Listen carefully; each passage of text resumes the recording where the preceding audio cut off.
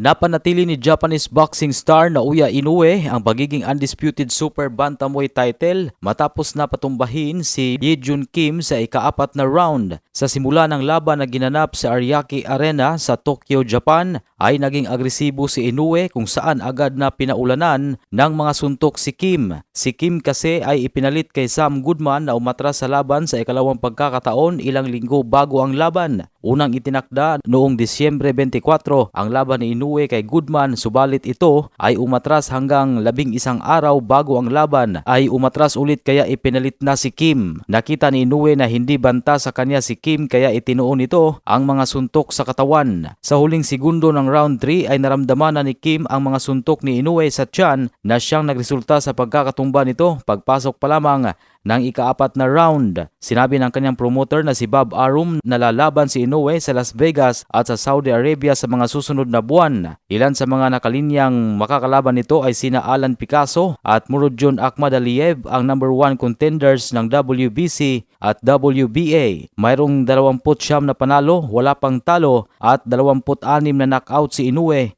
habang si Kim ay mayroon ng 21 panalo, 4 na talo, 2 draw at 11 knockouts. Yan ang Balitang Sports. Ito si Ray Tampos para sa Radyo Alternatibo Balita Nationwide.